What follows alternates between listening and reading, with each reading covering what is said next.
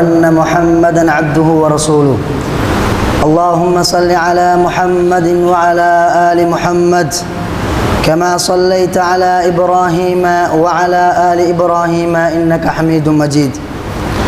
اللهم بارك على محمد وعلى آل محمد كما باركت على إبراهيم وعلى آل إبراهيم إنك حميد مجيد.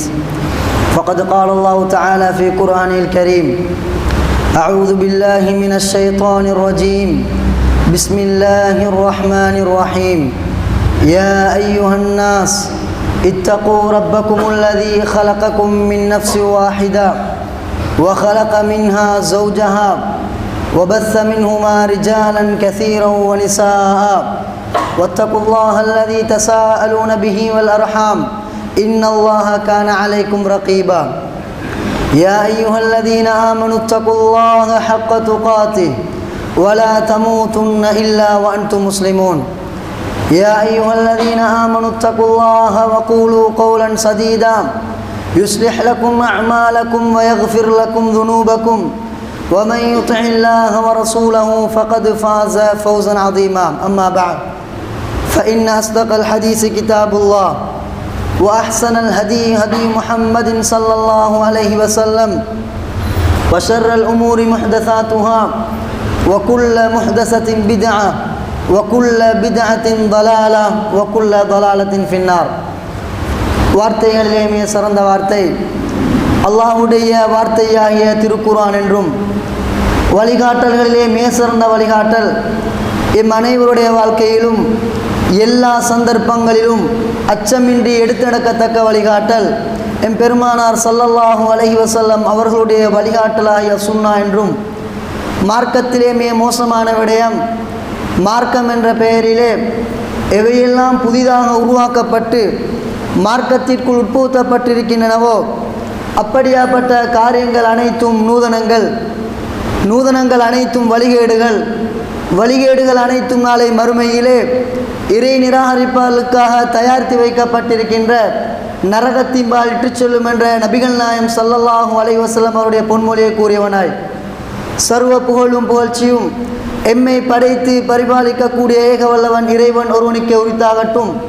அவன் தனித்தவன், அவன் இணை துணையற்றவன், அவனுக்கு நிகராக எந்த ஒன்றுமில்லை என்று சாட்சியம் கூறியவனாய், சாந்தியும் சமாதானமும் எம் தூதர் முஹம்மது ஸல்லல்லாஹு அலைஹி வஸல்லம் அவர்கள் மீதும், அவருடைய குடும்பத்தவர்கள், அவருடைய தோழர்கள், அவர்களுக்கு பின்னால் வந்த தாபியங்கள், தாபியங்கள், நல்லடியார்கள் அனைவர் மீதும் என்றென்றும் உண்டாவதாக.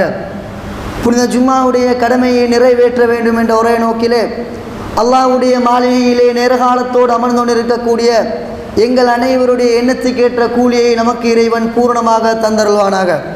பேரன்புமிக்க அல்லாஹ்வின் நல்லடியார்களே, அருமை தோழர்களே, ஆரம்பமாக அல்லாஹ்வும் அல்லாஹ்வுடைய தூதரும் எதை எமக்கு கட்டளையாக பிறப்பித்திருக்கின்றாரோ அதை நம்முடைய வாழ்க்கையிலே முடியுமான அளவு எடுத்து நடக்குமாறும், எவைகளை விட்டும் முற்று முழுதுமாக தவிர்ந்து நடந்து கொள்ளுமாறு நமக்கு ஏவி இருக்கின்றார்களோ அந்த விடயங்களை விட்டு முற்று முழுதுமாக தவிர்த்து நடந்து கொள்ளுமாறு முதலாவதாக எனக்கும் அடுத்ததாக உங்களுக்கும் நல்லுபதேசமாக சொல்லிக்கொள்கிறேன். அன்பார்ந்த தோழர்களே, அல்லாஹ்வின் நல்லடியார்களே, நாம் குர்ஆனை படிக்கின்ற பொழுது அல்லாஹ் தஆலா குர்ஆனிலே இரண்டு விதமான சாரார்களை பற்றி சொல்கிறான். ஒன்று அல்லாஹ்வுக்கு விருப்பமான, அல்லாஹ்வுக்கு நேசத்துக்குரியவர்கள், அல்லாஹ் தஆலா விரும்பக்கூடியவர்கள் என்று ஒரு சாராரும், அதே போன்று மற்றைய சாரார் அல்லாஹ்வுக்கு விருப்பமில்லாதவர்கள், அல்லாஹ் தஆலா விரும்பாதவர்கள், அல்லாஹ்வுடைய நேசத்தை பெறாதவர்கள் என்ற இன்னும் ஒரு சாராரை நமக்கு பார்க்க முடியும். அந்த அடிப்படையில் இன்றைய இந்த குத்துபாவிலே அல்லாஹ்வுக்கு விருப்பமில்லாத அந்த சாராரில், அல்லாஹ்வுக்கு விருப்பமில்லாதவர்களில் ஒரு சமூகத்தை பற்றி, ஒரு சாராரை பற்றி சுருக்கமாக ஒரு சில விடயங்களை எம்முடைய வாழ்க்கையிலே நாங்கள் வெற்றி பெற வேண்டும் என்பதற்காக நினைவுபடுத்துகிறேன். அந்த அடிப்படையில் அல்லாஹ் தஆலா சூரா ஆல் இம்ரானிலே 57வது வசனம், அதே போன்று சூரா ஆல் இம்ரானிலே 140வது வசனத்தில் அல்லாஹ் தஆலா எப்படி சொல்கின்றார் என்றால், வல்லாஹு லா யுஹிப்புல் ஸாலிமீன், அல்லாஹ் அநியாயம் செய்யக்கூடியவர்களை விரும்ப மாட்டான். அநியாயம் செய்யக்கூடியவர்களை அல்லாஹ் தஆலா விரும்ப மாட்டான். அதே போன்று சூரா காஃபிர் 31வது வசனத்தில் அல்லாஹ் தஆலா எப்படி தெரியுமா சொல்கிறான், வமல்லாஹு யுரீது ஸுல்மல் லில் இபாத். அல்லாஹ் தஆலா தன்னுடைய அடியார்களுக்கு அநியாயத்தை அவன் நாடமாட்டான், அடியார்களுக்கு அவன் அநியாயம் செய்ய மாட்டான் என்பதாக அல்லாஹ் தஆலா சொல்கிறான். இப்படி குர்ஆனிலே பல வசனங்களிலே அல்லாஹ் தஆலா அநியாயக்காரர்களை விரும்ப மாட்டான் என்ற செய்தி அல்லாஹ் தஆலா சொல்கிறான். இப்படி விரும்ப மாட்டான் என்று சொல்லிவிட்டு அல்லாஹ் தஆலா தன்னை பற்றி எப்படி தெரியுமா சொல்கிறான், இன்னல்லாஹ லா யஸ்லிமு மிஸ்கால தர்ரா. நிச்சயமாக அல்லாஹ் தஆலா அவன் ஒரு அணுப்பிரமாணமான அளவு கூட அநியாயம் செய்ய மாட்டான். ஒரு மனிதனுக்கு அல்லாஹ் தஆலா அவனுடைய படைப்பினங்களுக்கு அணுவளவு கூட அநியாயம் செய்ய மாட்டான். வ இன் தகு ஹஸனத்தன் யுதாயிஃபுஹா. அந்த அடியான் அவன் ஒரு நல்ல காரியத்தை செய்து விட்டான் என்றால், நன்மையான ஒரு காரியத்தை செய்து விட்டான் என்றால் யுதாயிஃபுஹா, அதை இரட்டிப்பாக்கி அவனுக்கு கொடுக்கிறான். வயுத்தி மில்லதுஹு அஜ்ரன் அதீமா. இன்னும் அவனிடமிருந்து நல்ல கூலிகளை அல்லாஹ் தஆலா அவனுக்கு கொடுக்கிறான் என்பதாக அல்லாஹ்வை பற்றி அல்லாஹ் தஆலா சொல்கிறான். அதே போன்று மன் ஆமில சாலிஹன் ஃபலினஃப்ஸி, யார் நல்ல அமல்களை செய்கிறார்களோ அது அவருக்கு நன்மையாக அமையும். வமன் அஸாஅ ஃபஅலைஹா, இன்னும் யார் தீங்கு செய்கிறாரோ, கெடுதி செய்கிறாரோ, பாவம் செய்கிறாரோ அதுவும் அவருக்கே கேடாக அமையும் என்பதாக அல்லாஹ் தஆலா சொல்லிவிட்டு வமா ரப்புக பிதல்லாமில் லில் அபீத், அல்லாஹ் தஆலாவுடைய அடியானுக்கு அவன் அநியாயம் செய்யக்கூடியவன் அல்ல என்பதை இந்த வசனத்திலே சூரா ஃபுஸ்ஸிலத் 47வது வசனத்தில் அல்லாஹ் தஆலா சொல்லி காட்டுகிறான். அன்பார்ந்த தோழர்களே, அல்லாஹ்வின் நல்லடியார்களே, எப்படி அல்லாஹ் தஆலா அநியாயத்தை விரும்ப மாட்டானோ அதே போன்று தானும் அநியாயம் செய்யக்கூடியவன் அல்ல என்பதை இன்னும் பல வசனங்களை அல்லாஹ் தஆலா தெளிவாக சொல்லி காட்டுகிறான். ஹதீஸுல் குதுஸியிலே அல்லாஹ் தஆலா சொல்லுகிறதாக நபிகள் நாயகம் ஸல்லல்லாஹு அலைஹி வஸல்லம் அவர்கள் சொல்கிறார்கள். அபூதர் அல் கிஃபாரி ரலியல்லாஹு அன்ஹு அறிவிக்கிறார்கள், அல்லாஹ் தஆலா சொல்கிறான், இன்னி ஹர்ரம்து ஸுல்ம அலா நஃப்ஸி, நிச்சயமாக நான் அநியாயத்தை எனக்கு நான் ஹராமாக்கி கொண்டு விட்டேன், அநியாயம் செய்வதை எனக்கு நான் தடை செய்து கொண்டு விட்டேன். ஃபஜஅல்துஹு பைனக்கும் முஹர்ரமா, அநியாயம் செய்வதை உங்களுக்கு நான் ஹராமாக்கி விட்டேன். எப்படி அநியாயம் செய்வதை நான் எனக்கு ஹராமாக்கி கொண்டு விட்டேனோ அதே போன்று உங்களுக்கும் நீங்கள் அநியாயம் செய்வதை ஹராமாக்கி இருக்கிறேன், தடை செய்திருக்கிறேன் என்று அல்லாஹ் தஆலா சொல்லிவிட்டு சொல்கிறான், ஃபலா தஸாலமு, எனவே நீங்கள் ஒருவருக்கொருவர் அநியாயம் செய்து கொள்ள வேண்டாம் என்பதாக அல்லாஹ் தஆலா சொல்லுகிறதாக நபிகள் நாயகம் ஸல்லல்லாஹு அலைஹி வஸல்லம் அவர்கள் சொல்லக்கூடிய இந்த செய்தி முஸ்லிமிலே 2577வது வசனத்தில் 77வது இலக்கத்திலே பதிவு செய்யப்பட்டிருக்கிறது. அன்பார்ந்த தோழர்களே, அல்லாஹ்வின் நல்லடியார்களே, எனவே அநியாயம் செய்வது என்பது அல்லாஹ்வுக்கு விருப்பமில்லாத ஒரு செயல். அதே போன்று அல்லாஹ்வும் மனிதனுக்கு அநியாயத்தை அணுவளவு கூட விரும்ப மாட்டான் என்ற செய்தியை இந்த விடயங்கள் நமக்கு தெளிவாக சொல்லித் தருகிறதை நாங்கள் பார்க்கிறோம். மனிதனின் அடிப்படையிலே இந்த அநியாயம் சம்பந்தமாக, ஒருவன் அநியாயம் செய்வது சம்பந்தமாக குர்ஆனிலே பல இடங்களில் அல்லாஹ் தஆலா சொல்கிறான்.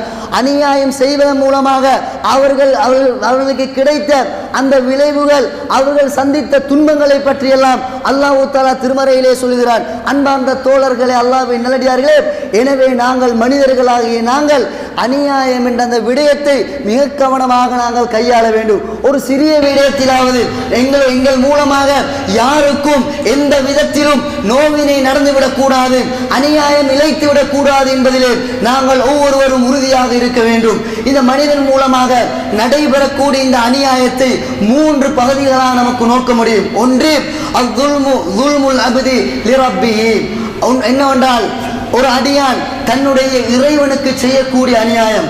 மனிதனை பொறுத்தவரைக்கும் அவன் இறைவனுக்கு செய்யக்கூடிய அநியாயத்தை குர்ஆன் நமக்கு தெளிவாக சொல்லித் தருகிறது. அல்லாஹ் தஆலா எம்மை படைத்து எமக்கு தேவையான எல்லா விடயங்களையும் இந்த உலகத்தில் அமைத்து தந்து எம்முடைய உணவு தேவைகளை நிறைவேற்றி ஏனைய எல்லா தேவைகளையும் நிறைவேற்றி அந்த இறைவனுக்கு நாங்கள் கூட்டு சேர்க்கின்ற பொழுது, இணை வைக்கின்ற பொழுது, அது ஷிர்க், அல்லாஹ்வுக்கு நாங்கள் இணை வைக்கிறதை அல்லாஹ் தஆலா மிகப்பெரிய அநியாயமாக குர்ஆனிலே சொல்லி காட்டுகிறார். லுக்மான் அலைஹிஸ்ஸலாம் அவர்கள் தன்னுடைய பிள்ளைக்கு உபதேசம் செய்கின்ற பொழுது எப்படி தெரியுமா சொல்கிறார்கள், யா புனை லா துஷ்ரிக் பில்லாஹ், என் அருமை மகனே, நீ அல்லாஹ்வுக்கு இணை வைத்து விடாதே, அல்லாஹ்வுக்கு கூட்டு சேர்த்து விடாதே என்று லுக்மான் அலைஹிஸ்ஸலாம் அவர்கள் சொல்லிவிட்டு என்ன தெரியுமா சொல்கிறார்கள், இன்ன ஷிர்க லஸுல்முன் அதீம், நிச்சயமாக ஷிர்க் இணை வைப்பது என்பது, அல்லாஹ்வுக்கு இன்னொருவரை கூட்டு சேர்ப்பது என்பது அது மிகப்பெரிய அநியாயம் என்பதாக லுக்மான் அலைஹிஸ்ஸலாம் அவர்கள் சொன்ன அந்த விடயத்தை அல்லாஹ் தஆலா திருமறையிலே நமக்கு சொல்லி காட்டுகிறான். அன்புக்குரிய இஸ்லாமிய சகோதரர்களே, அல்லாஹ்வின் நல்லடியார்களே, ஒரு மனிதன் அல்லாஹ்வுக்கு செய்யக்கூடிய அநியாயங்கள் மிக முக்கியமான மிக பிரதானமானது அல்லாஹ்வோடு இன்னொருவரை நாங்கள் கூட்டு சேர்ப்பது என்பது. அதே போன்று இன்னொரு விடயம் இருக்கிறது என்னவென்றால், நாம் அல்லாஹ் தஆலா எமக்கு தந்த அந்த நிஅமத்களை எல்லாம் நாங்கள் மறந்துவிட்டு, எமக்கு தந்த அந்த அருள்களை எல்லாம் நாம் மறந்துவிட்டு தற்பெருமை எடுக்கக்கூடியவர்களாகவும் வீராப்பு பேசக்கூடியவர்களாகவும் தன்னுடைய சுயமுயற்சியில் தான் அல்லது தன்னுடைய முயற்சியாலும் தன்னுடைய அறிவாலும் தான் கிடைத்தது என்றெல்லாம் அல்லாஹ்வுடைய நிஅமத்தை வைத்துக் கொண்டு அல்லாஹ்வுடைய நிஅமத்துக்கு நன்றி செலுத்தாமல் அதை மறுப்பவர்களாக இருந்து பெருமை அடிக்கக்கூடியவர்களாக இந்த உலகத்திலே நாங்கள் வாழ்வோம் என்று சொல்லி சொன்னால் அதுவும் நாங்கள் அல்லாஹ்வுக்கு செய்யக்கூடிய மிகப்பெரிய அநியாயங்கள் ஒன்று என்பதையும் நாம் விளங்கிக் கொள்ள வேண்டும். இப்படியாப்பட்டவர்களுக்கு அல்லாஹ் தஆலா கொடுத்த தண்டனைகளை கூட குர்ஆனிலே அல்லாஹ் தஆலா தெளிவாக சொல்லி காட்டுகிறான். எனவே அல்லாஹ்வுடைய விடயத்திலே எம்மின் மூலமாக அல்லாஹ்வுக்கு நாங்கள் எந்த விதத்திலும் அநியாயம் செய்துவிடக் கூடாது என்பதை நாம் மனதிலே வைத்துக் கொள்ள வேண்டும். அதே போன்று அன்பார்ந்த தோழர்களே, அல்லாஹ்வின் நல்லடியார்களே, அடுத்ததாக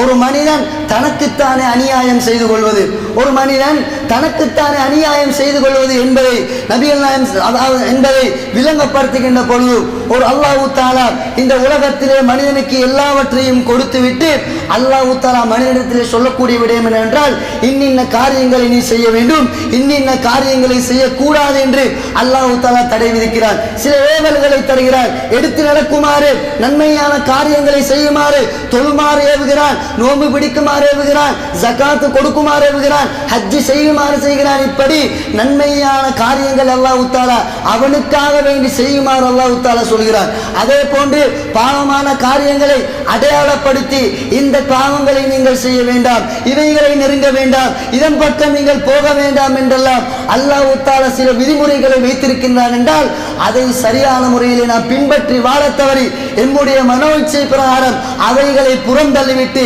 எம்முடைய உள்ளம் செல்லுகின்ற விதத்திலே அல்லாஹ்வுக்கு மாறு செய்தவர்களாக பாவமான காரியங்களில் அதிகமாக ஈடுபடக்கூடியவர்களாக நாங்கள் வாழ்வோம் என்று சொல்லி சொன்னால் அது தனக்குத்தானே நாம் செய்து கொள்ளக்கூடிய அநியாயம் என்பதாக அல்லாஹ் தஆலா திருமறையிலே சொல்லி காட்டுகிறான். யார் அல்லாஹ்வுடைய அந்த வரம்புகளை மீறுகிறார்களோ அவர்கள் தனக்குத்தானே அநியாயம் செய்து கொண்டவர்கள் என்பதாக அல்லாஹ் தஆலா திருமறையிலே சொல்லி காட்டுகிறான். அன்பார்ந்த தோழர்களே, அல்லாஹ்வின் நல்லடியார்களே, அதே போன்று அல்லாஹ் தஆலா எப்படி தெரியுமா சொல்கிறான், இன்னல்லாஹ லா யظ்லிமுன் நாஸ ஷைஆ, நிச்சயமாக அல்லாஹ் தஆலா மனிதர்களுக்கு ஒருபோதும் அறவே அல்லாஹ் தஆலா அதாவது அநியாயம் செய்ய மாட்டான்.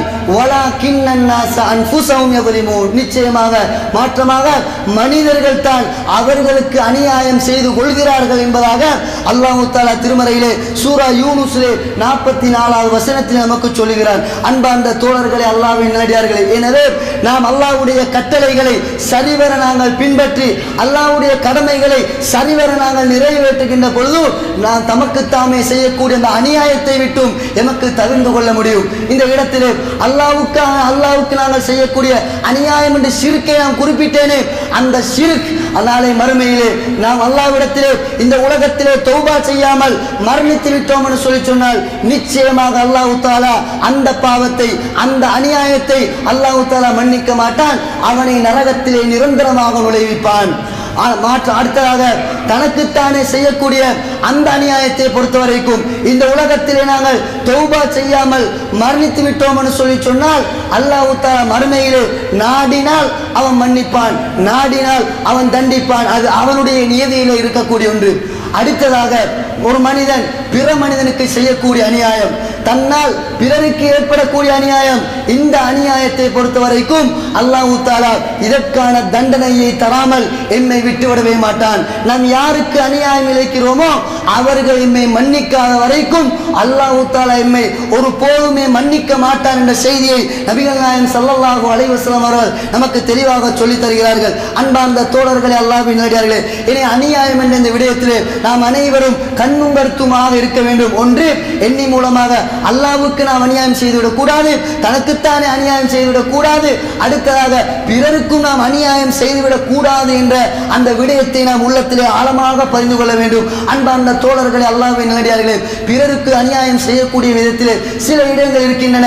நாம் இவைகளை அநியாயம் என்று கூட நினைக்காமல் நாம் எம்மை அறியாமலேயே செய்து கொண்டிருக்கக்கூடிய நிறைய சந்தர்ப்பங்கள் எங்களுடைய வாழ்க்கையிலே நம்மை கடந்துதான் செல்கின்றன என்பதை நாம் மறந்துவிடக் கூடாது.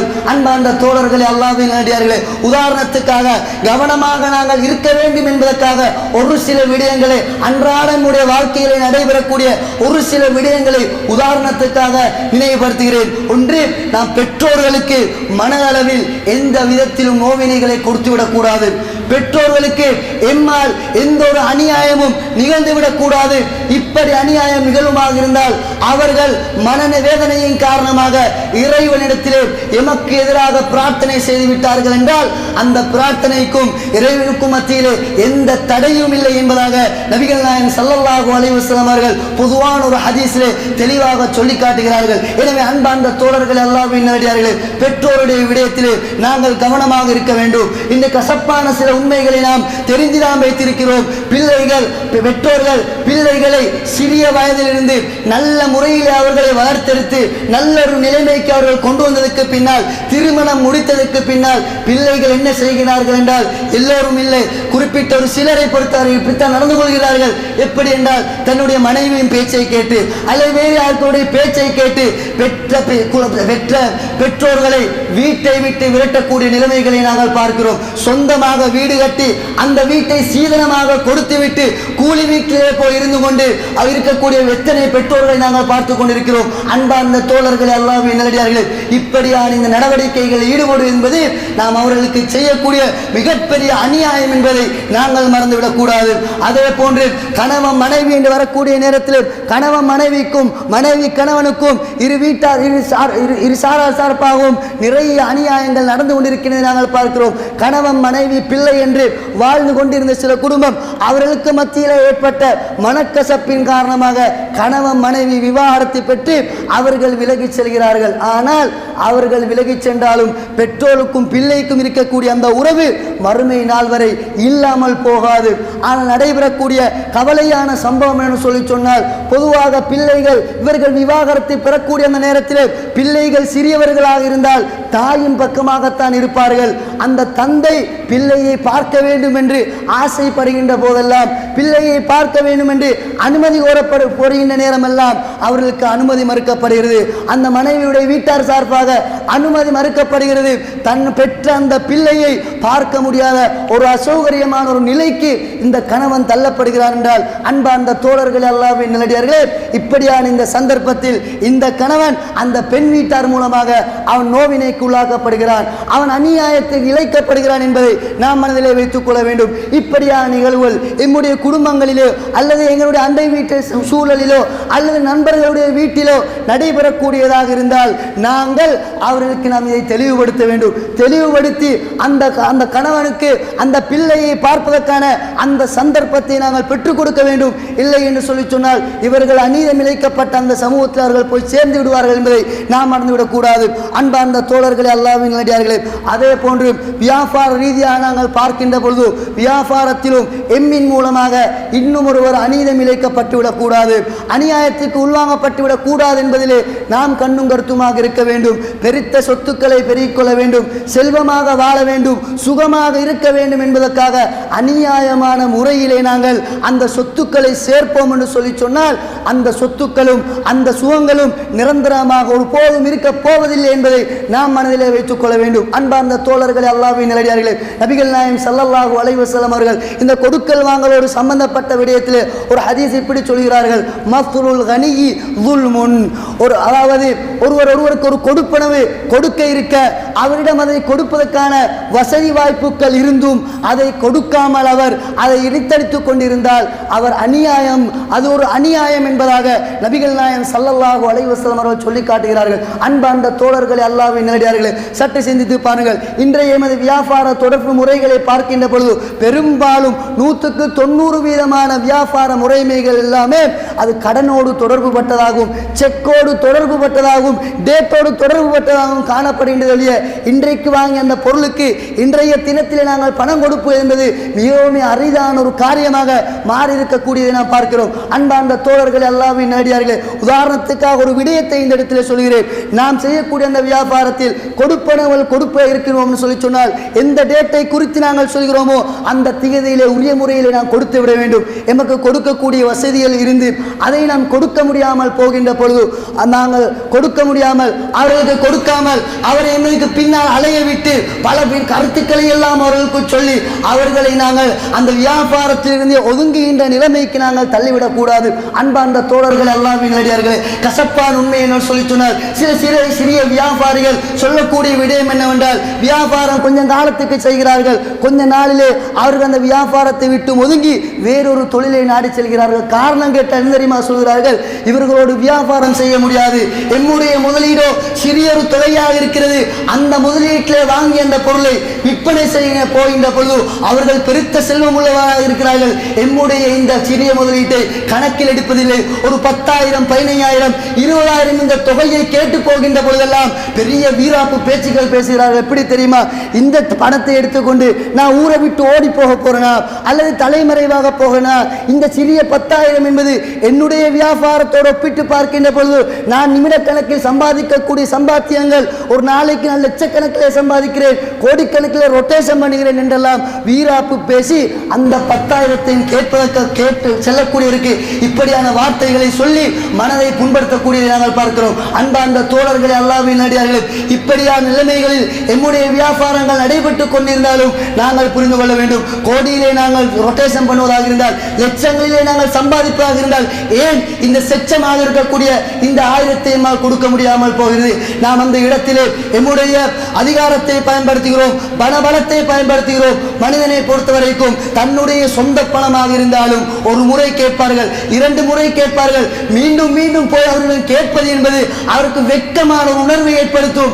அதனால் அந்த நிறத்தை விட்டு ஒதுங்கக்கூடிய நிறைய பேரை நாங்கள் பார்த்துக் கொண்டிருக்கிறோம். அன்பார்ந்த தோழர்கள் அல்லாஹ்வின் நேடியார்களே, நபிகள் நாயகம் ஸல்லல்லாஹு அலைஹி வஸல்லம் அவர்கள் இதைத்தான் சொல்கிறார்கள், மத்ருல் கனியி குல்முன், அதாவது ஒரு கொடுப்பனவு கொடுக்க இருந்து அதை கொடுக்க முடியுமாக இருந்தும் தன்னிடம் வசதி இருந்தும் இழுத்தடிக்கக்கூடியவர்கள் அது அநியாயம் என்பதாக நபிகள் நாயகம் ஸல்லல்லாஹு அலைஹி வஸல்லம் அவர்கள் சொல்றார்கள். எனவே அன்பார்ந்த தோழர்களே அல்லாஹ்வின் நேடியார்களே, இப்படியான இந்த வியாபாரத்தோடு தொடர்பட்ட அநியாயங்கள் நிகழ்வதை விட்டும் நாம் எம்மை பாதுகாத்துக் கொள்ள வேண்டும். காரணம் என்ன சொல்லி சொன்னால், மனவேதனை அடைந்து இறைவனிடத்திலே கையை உயர்த்தி யா அல்லாஹ் இவர்களுக்கு எதிராக அவர் பிரார்த்தனை செய்து விட்டார் என்றால் அந்த பிரார்த்தனையை ஒரு போதும் அல்லாஹ் தஆலா தட்ட மாட்டான், அவர்களுக்கான தண்டனையை இந்த உலகத்திலே கொடுத்தே தீருவான் என்பதை நபிகள் நாயகம் ஸல்லல்லாஹு அலைஹி வஸல்லம் அவர்கள் தெளிவாக சொல்கிறார்கள். எனவே அன்பார்ந்த தோழர்களே அல்லாஹ்வின் நேடியார்களே, அதே போன்றுதான் அனாதைகளுடைய சொத்துக்களை கையாளுகின்ற முறை, அனாதைகளுடைய சொத்துக்களிலே நாங்கள் எம்முடைய தேவையை அவர்களுடைய சொத்துக்களின் மூலமாக நாங்கள் நிறைவேற்றிக் கொண்டால், அநியாயமாக அவர்களுடைய சொத்துக்களை நாங்கள் அபகரிக்கக்கூடியவர்களாக இருந்தால், சில வேளை சிலர் மரணித்திருப்பார்கள், அவர்களுடைய பிள்ளைகள் எம்முடைய கைவசம் இருப்பார்கள், குடும்பத்திலே நான் ஒரு முக்கியஸ்தர் என்ற அடிப்படையிலே எமக்கு கீழால் இருப்பார்கள், அவருடைய சொத்துக்கள் எல்லாம் இருக்கும், இவர்தான் அதை பராமரித்துக் கொண்டிருப்பார். சில வேளை மௌத்தா இருக்கக்கூடிய அவருடைய பிசினஸ்ல ஒரு இன்வெஸ்ட்மெண்ட் இவருடைய பிசினஸ்லையும் இருக்கும், ஆனால் அவர் இலாபம் கொடுக்க வேண்டும். அந்த இலாபத்தை இவர் மரணித்ததுக்கு பின்னால் தன்னுடைய பிள்ளைகளுக்கு சரியான முறையிலே கொடுக்காமல் அவர் மரணித்து விட்டார் தானே, பிள்ளைகள் சின்னவர்களாகத்தானே இருக்கிறார்கள் என்றெல்லாம் சொல்லி அந்த இடத்திலே அநியாயம் செய்வார்கள் என்றால் இந்த பணத்தை இந்த சொத்தை இப்படி சாப்பிடக்கூடியவர்களை அல்லாஹ் தஆலா எப்படி தெரியுமா எச்சரிக்கிறார், இன்னல்லதீன யகுலூன அம்வாலல் யதாமா ஸுல்மன், யார் அநியாயமாக அனாதைகளுடைய சொத்துக்களை சாப்பிடுகிறார்களோ இன்னமா யகுலூன ஃபீ புதூனிஹிம் நாரா, அவர்கள் சாப்பிடுவது நெருப்பை தான் சாப்பிடுகிறார்கள் என்பதாக அல்லாஹ் தஆலா சொல்லிவிட்டு வஸயஸ்லௌன ஸஈரா, அவர்கள் நரகத்திலே நுழைவார்கள் என்ற செய்தியையும் அல்லாஹ் தஆலா சூரா நிசாவிலே சொல்லி காட்டுகிறார். எனவே அன்பார்ந்த தோழர்களே அல்லாஹ்வின் நேடியார்களே, அநியாயம் என்ற அடிப்படையிலே பார்க்கின்ற பொழுது நிறைய விடயங்களை சொல்லிக்கொண்டே போகலாம். அன்றாட நம்முடைய வாழ்க்கையிலே நடைபெறக்கூடிய நிறைய விடயங்களை சொல்லிக்கொண்டே போகலாம். ஒவ்வொன்றாக நாங்கள் சிந்தித்து இது அநியாயமாகிவிடுமோ, இது ஒருவனுக்கு மனவேதனை ஏற்படுத்தக்கூடியதாக ஆகிவிடுமோ என்று நாங்கள் சிந்தனையோடு இந்த உலகத்திலே வாழ்ந்து மரணிப்பதற்கு இல்லாமல் இறைவன் நம் அனைவருக்கும் அருள் புரிவானாக. அல்ஹம்துலில்லாஹி ரப்பில் ஆலமீன்.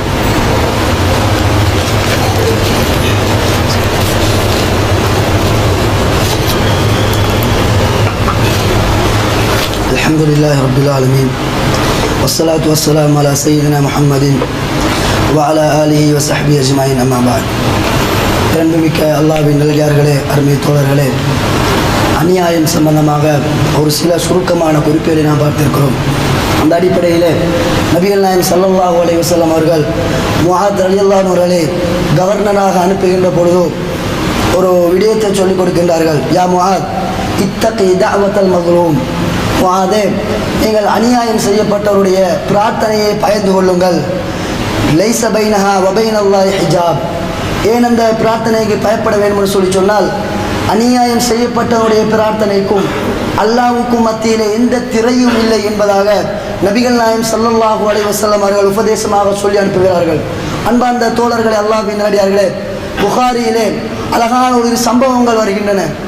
எப்படி என்று சொன்னால், அநியாயம் இழைக்கப்பட்டதற்கு பின்னால் இறைவனிடத்திலே பிரார்த்தனை செய்து அந்த பிரார்த்தனை கபூலாகிய விதங்கள் புகாரியிலே பதிவு செய்யப்பட்ட கூடிய ஒரு ஹதீஸ். அதாவது சஅத் இப்னு அபி வக்காஸ் ரலியல்லாஹு அன்ஹு அவர்கள் உமர் ரலியல்லாஹு அன்ஹுடைய காலத்திலே கூஃபாவுக்கு கவர்னராக நியமிக்கப்படுகிறார். அவர் கூஃபாவிலே கவர்னராக இருக்கின்ற பொழுது கூஃபாவில் இருந்த ஒரு சில மக்களால் உமர் ரலியல்லாஹு அன்ஹு அவர்களுக்கு ஒரு விமோசனம் வருகிறது. எப்படி என்று சொன்னால், சஅத் இப்னு அபி வக்காஸ் ரலியல்லாஹு அன்ஹு அவர்கள் அவர் நீதம் செலுத்துவதில்லை. அவர் சரியாக படைகளை அனுப்பினால் அவர் படைகளோடு செல்வதில்லை. பங்கு வைக்க வேண்டிய ஏதாவது தேவைகள் ஏற்பட்டால் சரியான விதத்தில் அவர் பங்கு வைப்பதில்லை. எந்த அளவுக்கு சொன்னால் சரியாக அவர் தொழுகையை நிலைநாட்டுவதில்லை, சரியாக மக்களுக்கு தொழுகை நடாத்துவதில்லை என்றெல்லாம் ஒரு பொய் பிரச்சாரத்தை உமர் ரலியல்லாஹு அன்ஹு அவர்களுக்கு கூஃபாவில் இருந்து வருகிறது. அந்த நேரத்தில் உமர் ரலியல்லாஹு அன்ஹு அவர்கள் முதலாவதாக செய்கின்ற வேலை என்னவென்றால், அவர் நீதமான ஒரு ஆட்சியாளர் சஅத் இப்னு அபி வக்காஸ் ரலியல்லாஹு அன்ஹு அவர்களை அந்த ஆட்சியிலிருந்து அப்படியே வர சொல்லி அந்த இடத்துக்கு அம்மா ரலியல்லாஹு அன்ஹு நியமித்து விட்டு இந்த வழக்கை விசாரணை செய்கிறார்கள். அந்த வழக்கை விசாரணை செய்வதற்காக ஒரு குழுவை நியமித்து அவர்களை கூஃபாவுக்கு அனுப்புகிறார்கள். அவர்களும் போய் கூஃபாவிலே விசாரிக்கிறார்கள். சந்தியாக விசாரிக்கிறார்கள், பள்ளி ஏரியாவில் போய் விசாரிக்கிறார்கள். எல்லோருமே என்ன சொல்கிறார்கள் என்றால், சஅத் இப்னு அபி வக்காஸ் நல்ல மனிதர், அவர் நீதமாக நடக்கக்கூடியவர், அவரை பங்கு வைப்பதாக இருந்தால் நீதமாக பங்கு வைக்கக்கூடியவர் என்று அவரை பற்றி நல்லதையே எல்லோரும் சொல்கிறார்கள். பனி அபுஸ் என்று சொல்லக்கூடிய ஒரு கோத்திரம் இவர்களுடைய இருக்கக்கூடிய ஒரு பள்ளிக்கு செல்கிறார்கள். அந்த பள்ளியில விசாரிக்கின்ற நேரம் உஸாபத் இப்னு கதாதா என்று சொல்லக்கூடிய ஒருவர் எழும்பி அவர் வெறும் பேரும் போலுக்குமாக அவர் பேசுகிறார். அந்த இடத்தை எழுப்பி சொல்கிறார், நீங்கள் கேட்டதற்காக நான் சொல்லுகிறேன் என்று சொல்லிவிட்டு, இவர் சரியாக அந்த யுத்த படைகளுக்கு அனுப்பினால் இவர் போக மாட்டார், இவர் சரியாக மக்களுக்கு தொழுகை நடாத்த மாட்டார், இவர் நீதம் செலுத்த மாட்டார் என்று அவரை பற்றிய குற்றச்சாட்டுகளை அவர் வைக்கிறார். இந்த விடயங்களை எல்லாம் ஆராய்ந்ததுக்கு பின்னால் அந்த தூதுக்குழு உமர் ரலியல்லாஹு அன்ஹு வருகிறார்கள். வந்து விடயத்தை சொல்கிறார்கள். இப்படி நாங்கள் போவோம், இந்த இடத்தில் இப்படி சொல்கிறார்கள், இப்படி ஒரு மனிதர் இப்படி சொன்னார் என்று சொல்கிறார். அந்த நேரத்தில் சஅத் இப்னு அபி வக்காஸ் ரலியல்லாஹு அன்ஹு அவர்கள் மனதால் அவர்கள் பாதிக்கப்படுகிறார்கள். மனதளவில் அவர் புண்படுகிறார். உடனே என்ன தெரியுமா செய்கிறார்? அல்லாஹ்விடத்தில் கையேந்தி அல்லாஹ்விடத்திலே பிரார்த்தனை செய்கிறார்கள். அல்லாஹும்ம இன் கான அபதுக ஹாவா காதிபன், யா அல்லாஹ், உன்னுடைய அடியானாகிய இவர் பொய்யராக இருந்தால், எப்படி என்றால் அவர் எழுதி பேசுகிறார், மக்கள் மத்தியிலே பிரபல்யம் அடைய வேண்டும், மக்கள் என்னை பற்றி பேச வேண்டும் என்பதற்காக அந்த பள்ளியில் எழுதி பேசுகிறார். இவரை பற்றி அந்த நபித்தோழர் அல்லாஹ்விடத்திலே பிரார்த்தனை செய்கிறார்கள்.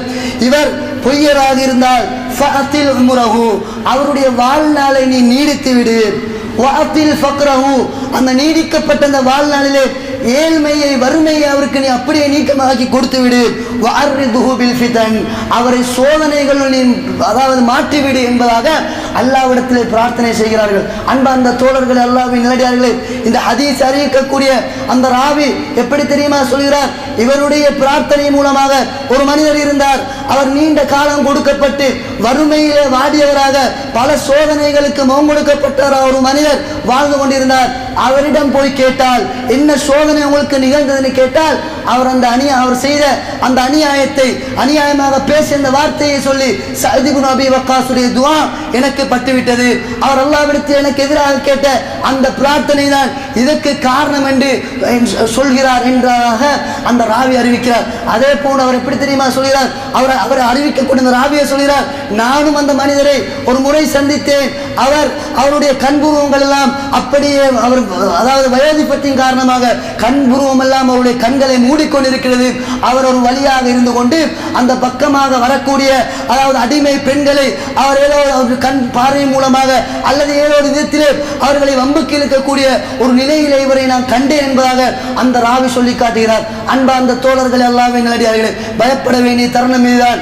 நாம் ஏதாவது எண்ணி மூலமாக யாருக்காவது ஒரு அநியாயம் இழைக்கப்பட்டு அந்த சந்தர்ப்பத்திலே மனவேதனையின் காரணமாக அல்லாஹ்விடத்தில் அவர்கள் எதை பிரார்த்தனை செய்கிறார்களோ அதே பிரார்த்தனை அல்லாஹ் தஆலா அதே போன்று கபூல் செய்வான் என்பதில் எந்த ஐயமும் கிடையாது. அதே போன்றுதான் நபிகள் நாயகம் ஸல்லல்லாஹு அலைஹி வஸல்லம் அவர்கள் மக்காவிலே தொழுது கொண்டிருக்கக்கூடிய நேரத்தில், கஅபா அடிவாரத்திலே தொழுது கொண்டிருக்கக்கூடிய நேரத்திலே அபூ ஜஹல் அவன் என்ன செய்கிறான் என்றால் அழுகிய ஒட்டகத்துடைய குடல்களை நபிகளுடைய கழுத்திலே கொண்டு தொங்க போடுகிறார். அந்த நேரத்தில் அதை போட்டுவிட்டு அவர்கள் கூத்தும் கும்மாளமாக இருக்கிறார்கள்.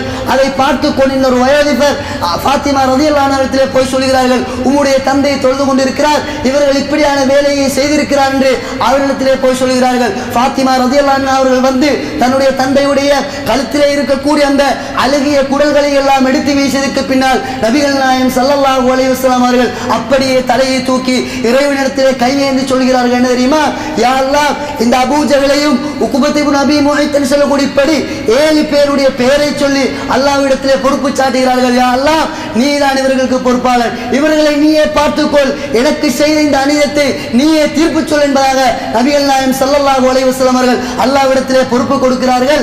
அதே போன்று இப்னு மஸ்ஊத் ரலியல்லாஹு அன்ஹு அறிவிக்கிறார்கள், பத்ர் யுத்தம் நடைபெறுகிறது. அந்த பத்ர் யுத்தத்திலே நபிகள் நாயகம் ஸல்லல்லாஹு அலைஹி வஸல்லம் அவர்கள் யாருக்கு எதிராக பிரார்த்தனை செய்தார்களோ அந்த 7 பேரும் கொல்லப்பட்ட நிலைமையிலே இருந்தார்கள். எப்படி என்று சொல்லி சொன்னால் அவர்களை கேள்வி பார்வையாவது யாருமே பராமரிக்காதவர்களாக, அவருடைய இறந்த முடியை கூட பார்ப்பதற்கு யாருமே இல்லை என்று சொல்லக்கூடிய அளவுக்கு உடல்கள் வீங்கி பெருத்து அவர்கள் ஒரு கிணற்றிலே கொண்டு போய் போடுகின்ற அளவுக்கு அல்லாஹ் தஆலா அவர்களை இழிவாக்கினான் என்பதாக இப்னு மஸ்ஊத் ரலியல்லாஹு அன்ஹு சொல்கிறார்கள். எனவே அன்பார்ந்த தோழர்களே, அல்லாஹ்வின் நல்லடியார்களே, பிறருடைய அநியாயம், பிறருக்கு நாம் அநியாயம் இழைப்பதன் மூலமாக, பிறருடைய மனதை புண்படுத்துவதன் மூலமாக இப்படியாப்பட்ட அவர்கள் எமக்கு எதிராக செய்யக்கூடிய அந்த துஆ பிரார்த்தனையிலிருந்து எம்மை நாம் பாதுகாத்துக் கொள்ள வேண்டும். எனவே நாங்கள் யாருக்கும் அநியாயம் செய்யாதவர்களாக, இந்த உலகத்திலே நல்ல மக்களாக, அல்லாஹ்வுக்கு விருப்பம் உள்ளவர்களாக இந்த உலகத்திலே வாழ்ந்து மரணிப்பதற்கு எல்லாம் வல்ல இறைவன் நம் அனைவருக்கும் அருள் புரிவானாக. வ ஆகிரு தஅவானா அல்ஹம்துலில்லாஹி ரப்பில் ஆலமீன்.